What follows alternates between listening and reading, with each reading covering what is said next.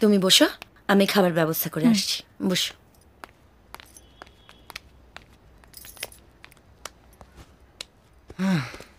শাশুড়ি হলে এরকম, আমার খুব পছন্দ হয়েছে। আরে কি রে, এখনই শাশুড়ি পাতিয়ে বসে আছে? তোমাদের গাঁটছড়া ঠিক করতে গেলে না, আগে শ্বশুর শাশুড়ির যে গাঁটছড়া ছিঁড়ে আছে ওটাকে ভালো করে টাইট করতে হবে, বুঝেছো? তুমি এটাকে সহ্য করো কি করে বলো তো? তোমাকে যেভাবে সহ্য করে বলে তো, হ্যাঁ, কালী বাপের গুণকীর্তন করে যাচ্ছে। আমার বাব্বা হাত দিয়ে বিজলি ধরে, আমার বাব্বা হাত দেখায় আর প্লেন থেমে যায়। এটা কি হেলিকপ্টার কি ইয়ে অটো নাকি যে থেমে যাবে? সিধু, সিধু বেচারা শ্বশুরের পাল্লায় পড়ে ফাটা বেলুনের মতন চুপসে পড়ে আছে। দেখো সিধু, আমার একটা দারুণ আইডিয়া এসেছে। তোমার আইডিয়াতে রতন,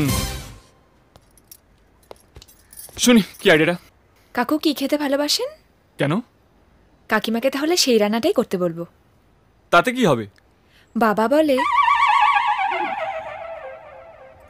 বাবা মার হাতে রান্না খেতে খুব ভালোবাসে, কাকুও নিশ্চয় কাকিমার হাতে রান্না খেতে খুব ভালোবাসে। এতদিন পর যদি সেই রান্নার টেস্ট পায় তাহলে সব কিছু ভুলে আবার ফিরে আসবে। পুরনো রান্নার স্বাদ পুরনো স্মৃতিকে তাজা করে। আর শিওর? আর ওর বাবা বলেছে শিওর না হয় যাবে কোথায়? হ্যাঁ, তুমি চুপ করবে? আই এম শিওর কাকিমার হাতে রান্না খেয়ে কাকু ঠিক ফিরে আসবে। মা বাবার জন্য কোনো রান্না করবে না। তুমি আমাকে বলো না কাকু কি খেতে ভালোবাসে, তারপর ব্যাপারটা আমি দেখছি। আলু পোস্ত। কাকিমা, কাকিমা আজকে আমাকে একটা স্পেশাল রান্না করে খাওয়াবেন? হ্যাঁ বলো। আলু পোস্ত। সিধু বলেছে আপনি নাকি ওটা দারুণ বানান, আমিও শিখে নিতাম আপনার কাছে। মা এখন ওইসব বানায় না, অসুবিধা আছে। ও তাহলে থাক, যা বানাবে তাই খেয়ে নেব।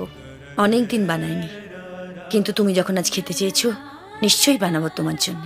এসো আসো। ইয়েস। দিলাম রিয়াকে